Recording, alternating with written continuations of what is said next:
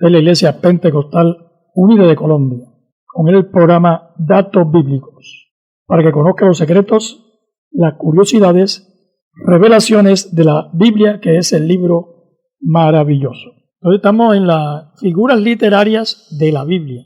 Estamos en una segunda parte de la atenuación o lítote. Esta figura retórica consiste en afirmar algo negando lo contrario. La lítote tiene la función de resaltar una observación atenuando lo negativo si lo hubiere. La atenuación pone énfasis en una afirmación generalmente negando su opuesto.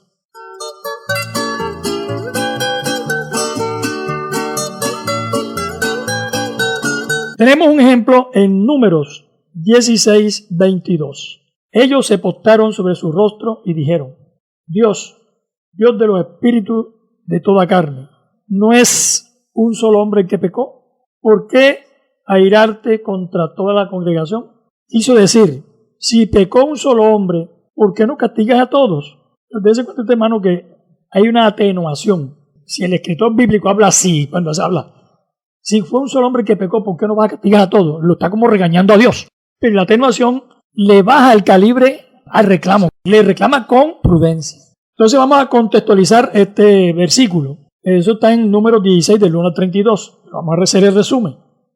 Coré, liderando la rebelión de 250 varones de renombre, se juntaron contra Moisés y contra Aarón, pues querían tener poder de mando, o sea, poder político. Moisés reúne una asamblea con el pueblo y los rebeldes. Los rebeldes acusaban a Moisés de sacarlos de Egipto para hacerlos morir en el desierto. Moisés le hace ver que no es contra él que están peleando, sino contra el mismo Dios. Pero no hicieron caso, y Moisés se enojó en gran manera y oró contra ellos. Coré había hecho juntar contra ellos toda la congregación a la puerta del tabernáculo de reunión. Moisés ora usando la lílote. No es un solo hombre que pecó, no castiga a toda la congregación. Y Moisés habló a la congregación diciendo: apartaos ahora de las tiendas de estos hombres impíos. Hasta los hijos de Coré, algunos de ellos, se apartaron de su padre. Abrió la boca, la tierra, y los tragó a ellos, a sus casas y a todos los hombres de Coré y todos sus bienes. Coré era un levita por descendencia, tenía directo acceso al sacerdocio, pero los levitas estaban distribuidos por familias. Solo los de la familia de Aarón, directo, eran los que ocuparían el sacerdocio.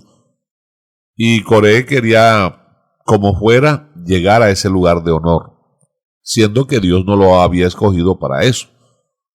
Según los datos históricos del pueblo de Israel, Coré era un hombre muy rico.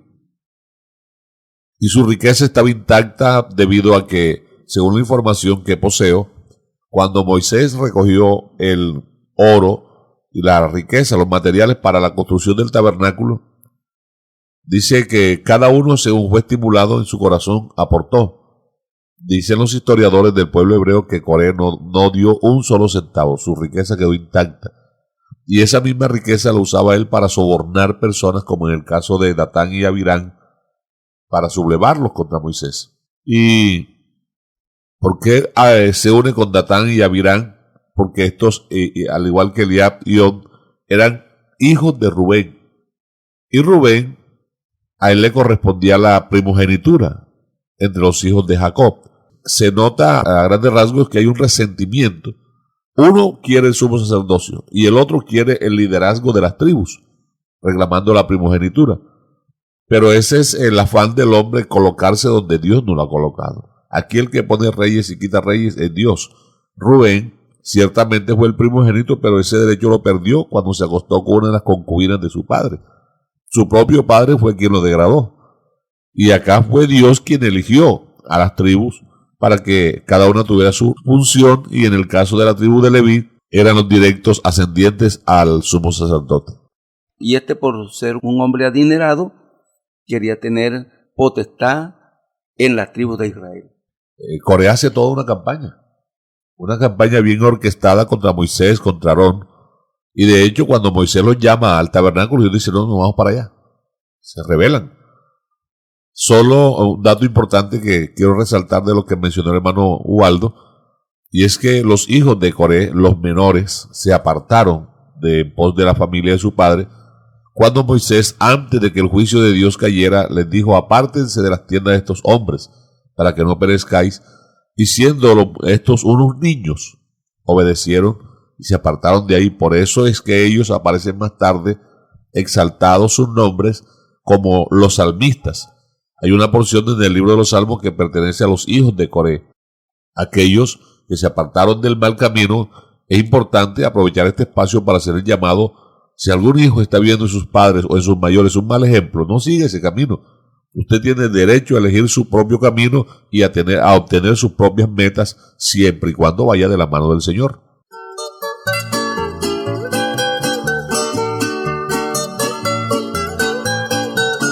Estamos en la figura literaria la atenuación o lítote. Tenemos otro ejemplo en primer libro de Samuel, capítulo 21, verso del 10 al 15. Y levantándose David aquel día, huyó de la presencia de Saúl y se fue a Aquis, rey de Gat. Y los siervos de Aquis le dijeron, ¿no es este David el rey de la tierra? ¿No es este de quien cantaban las danzas diciendo, y dio Saúl a sus miles y David a sus 10,000? Ya analizamos este versículo cuando estudiamos la parodia. David, al escuchar estas palabras de los filisteos, parodió a un loco. Entonces David, al darse cuenta de la situación en que se encontraba, empezó a hacerse loco y dejaba chorrear saliva sobre su barba. Y dijo a Aquis, príncipe de los filisteos, a sus siervos, ¿había de entrar este loco en mi casa? La creencia de los filisteos, ellos pensaban que la locura era producida por los malos espíritus. Al matar locos, los espíritus quedaban libres. Y esos espíritus, por venganza, se podían meter en ellos y volverlos locos también. O si lo llevaban a casa, entonces alguien de esa casa sería elegido para ocupar el lugar. Y por eso aquí lo expulsa de la ciudad y así David salva su vida. Pues los filisteos no querían tener un loco ni en su pueblo ni en su casa, porque como bien notaba usted, los espíritus, esos que poseían al loco, entonces podían poseerlos a ellos. Entonces querían permanecer lejos de este tipo de personas por temor.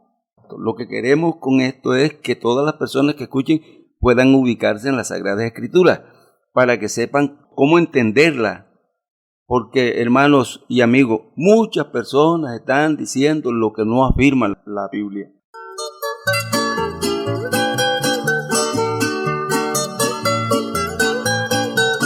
Otro ejemplo que le coloco aquí. Mateo 15:26. El Señor hablando con la mujer sirofenicia. Respondiendo le dijo, no está bien tomar el pan de los hijos y echarlo a los perrillos. Para no decirle, no, es que esto no se puede hacer, esto está mal, es que eso está prohibido. O le pudo haber dicho un no rotundo. Él es diplomático. Lo atenuó. Amoroso, lo atenuó. No está bien. Un lítote o atenuación. Atenuó la respuesta para que la mujer, aunque la trató prácticamente de perrillo, dice, no, pero es que aún los perrillos comen de las migajas de la mesa de sus amos.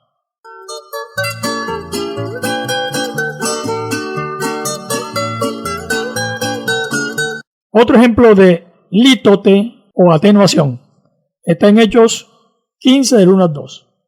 Entonces algunos que venían de Judea enseñaban a los hermanos, si no os circuncidáis conforme al rito de Moisés, no podéis ser salvos. Como Pablo y Bernabé tuviesen una discusión no pequeña con ellos, se dispuso que subieran Pablo y Bernabé a Jerusalén y algunos otros de ellos a los apóstoles y a los ancianos para tratar esta cuestión. La discordia que hubo, dice, una discusión no muy pequeña, ¿no? Esa es la atenuación. Es normal que haya una discusión entre hermanos, pero sin llegar a ofenderse. El enemigo siempre tratará de tergiversar la palabra de Dios. Algunos judíos consideraban que los cristianos gentiles tenían que circuncidarse para ser salvos y mandarles que guardasen la ley de Moisés. Por eso se formó una grande discusión entre Pablo y Bernabé con los judaizantes. Esa frase se repite en la ocasión cuando Pablo y Bernabé tienen otra discusión no pequeña a causa de Juan Marcos. porque Juan Marcos, siendo un jovencito, se llenó de temor y viendo lo que los apóstoles se enfrentaban, las persecuciones, las prisiones, las pedradas que se llevaban, él obviamente pues no tenía experiencia, se llenó de miedo. Entonces Bernabé quería llevar a su sobrino, pero Pablo estaba todavía en proceso de maduración y dijo, no, esta no se la perdono yo, no me sirve. Ese doble ánimo. Y prefirieron separarse, pero el escritor sagrado atenúa el hecho y dice, tuvieron una discusión no pequeña. Si fuese en el día de hoy, si lo leyéramos en otra versión, entonces ya no sería una discusión no pequeña, tuvieron una gran discusión o un gran desacuerdo, al punto que Bernabé y Pablo se separaron, siendo que Dios los llamó, los escogió en Hechos capítulo 13, cuando los escoge en la iglesia de Antioquía y los envía. Pero ahora ellos se separaron a causa de una discusión no pequeña. Y esas discusiones no pequeñas son las que están al tanto de donde están los seres humanos. El apóstol Pablo, escribiendo a los hermanos de Filipos, le dice, te ruego que ayudes a Evodia y a Síntique. La versión NTV dice, dile a Evodia y a Síntique que arreglen sus diferencias. Estaban serias y tuvieron que, por algo eso quedó registrado en la Biblia, para que nosotros, como decía hermano Ubaldo, tengamos la madurez de enfrentar las cosas y superarlas. Porque es normal que entre seres humanos que pensamos distinto haya desacuerdo. Hermanos, fíjense, Bernabé y Pablo se apartan el uno del otro por estas discusiones que tuvieron. No fueron enemigos, pero su punto de vista no calaba entre uno y el otro. En la TLA dice Filipenses 4:2, les ruego a Evodia y a Síntique que se pongan de acuerdo, pues las dos son cristianas. O sea, aún dentro de los cristianos eso se da porque somos humanos, pero ahí es donde se muestra la madurez y la sabiduría para superar esos percances. Hay algo que nosotros como personas no queremos aceptar. Las discusiones son para uno acoger la diferencia del otro, para estar de acuerdo. No vaya a creer que las discusiones son para pelear, no. Pelear es una cosa, pero discutir es una cosa. Ahí llegaron a acuerdo mutuo. Por ejemplo, el miedo, la ira, esas son emociones que nos acompañan como seres humanos. Y dentro del rango normal son beneficiosas, porque el miedo nos previene a nosotros de no pasar imprudentemente una calle. Nos hace tomar prevenciones para tomar decisiones correctas. La ira nos debe servir para rechazar las injusticias, para defender al desvalido cuando está siendo abusado. Pero estoy hablando dentro del rango de lo normal. El problema es cuando ya eso se sale del cauce y entonces causa un efecto adverso, igual con las discusiones. El problema es cuando le metemos emociones descomedidas a lo que queremos acordar y dejamos que la pasión ciegue la razón, y ahí es donde ya vienen los problemas.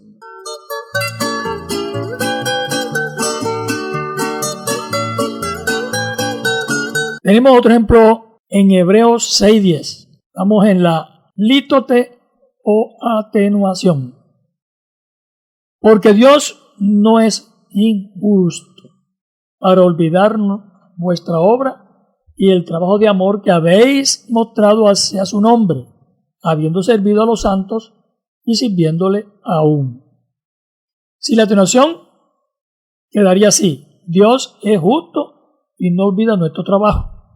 La justicia es la ley inmutable y responsable de las consecuencias de las acciones. Debido a la ley de la justicia, recibimos bendiciones cuando obedecemos los mandamientos de Dios. La ley de la justicia también exige que recibamos un castigo por todo pecado que cometemos. Ser premiado o castigado por nuestras buenas o malas acciones, eso es justicia. San Pablo resume la justicia de Dios así, Romanos 2, del 6 al 11, el cual pagará a cada uno conforme a sus obras, vida eterna a los que, perseverando en bien hacer, buscan gloria, honra e inmortalidad, pero ira, enojo a los que son contenciosos y no obedecen a la verdad, sino que obedecen a la injusticia. Tribulación, angustia, sobre todo ser humano que hace lo malo, el judío primeramente y también al griego, pero gloria, honra, paz a todo el que hace lo bueno, al judío primeramente y también al griego, porque no hay acepción de personas para con Dios. La lítote está en Dios, no es injusto. Ahí la negación es un conector que nos lleva a entender lo que Dios nunca va a hacer, porque eso no es propio de su naturaleza. No contradice lo que una versión como la TLA, que fue pensada en la población juvenil, afirma. Por ejemplo, dice así: Dios es justo. Es como tendría que decir, pero se vale de la figura literaria para introducir el pensamiento. Es que Dios en su naturaleza no puede cometer una injusticia. Por su naturaleza no puede mentir. Ese no es un condicionante para resaltar la naturaleza y la esencia del ser del que se está hablando. Y como la TLA es una versión pensada en ser comprendida o entendida por el lector, entonces el atenuante se quita. Dice: Dios es justo y nunca olvidará lo que ustedes han hecho y siguen haciendo para ayudar a su pueblo elegido. De esa manera ustedes también demuestran que aman a Dios.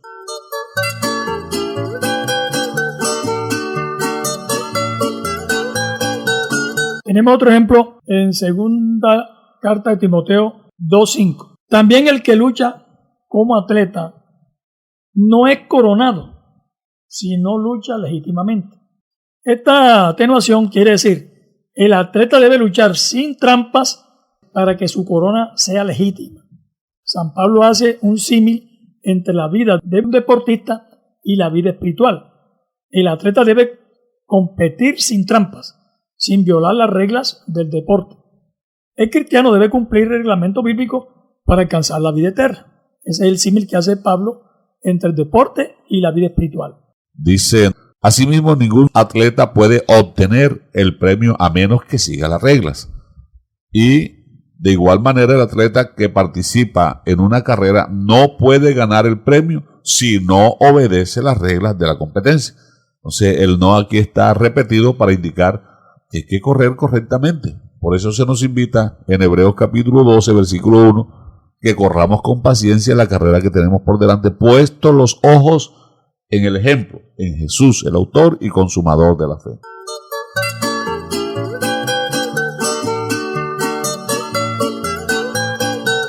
Otro ejemplo, hermano, en Génesis 18:25.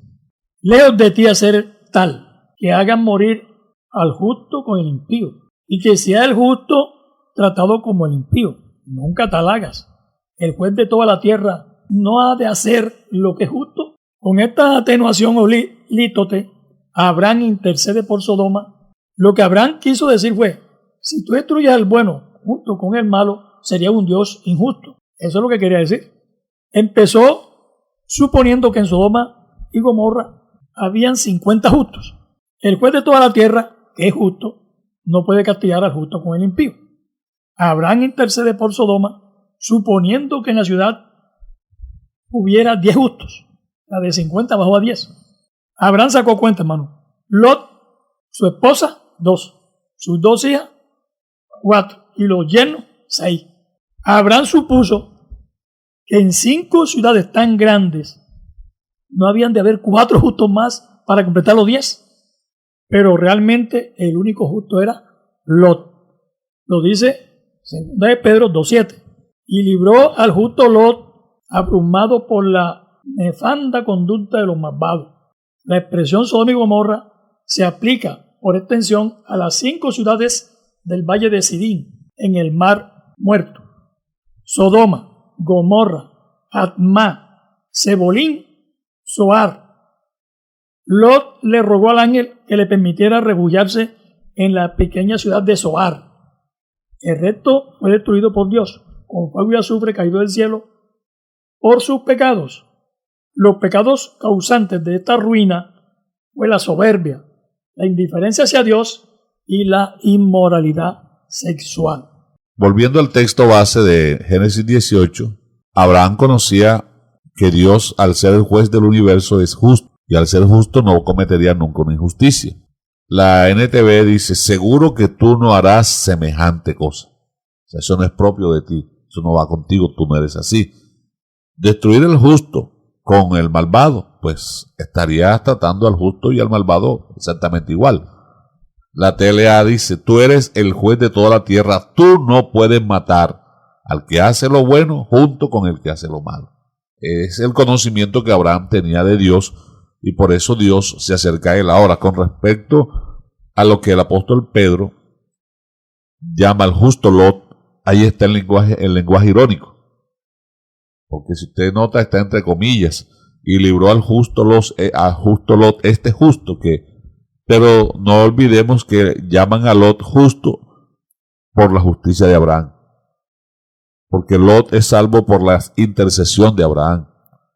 Pues Dios pudo haber tratado directamente con Lot, pero se llegó primero a Abraham porque sabía que Abraham iba a interceder por él, y es lo que está haciendo. 50, 30, 25, 10, porque sabía que ahí estaba su sobrino. Entonces, qué interesante en esta conclusión del espacio del día de hoy, que pensemos en la oración de intercesión. La oración de intercesión es cuando uno se pone en el lugar de otro. Hermano, hablando de Lot como justo, no es que Lot no era un pecador también y tenía sus injusticias, pero en la generación esta donde él estaba en Sodoma y Gomorra, era el que sobresalía, era el justo ahí. Es como el caso de Noé, hermano. Noé, en la generación de ellos, era el justo. No era que Noé no cometía pecado, sí, todos cometen pecado y cometemos pecado. Pero en esa generación eran los justos, los que sacaban la cara, los que de verdad estaban haciendo las cosas correctas.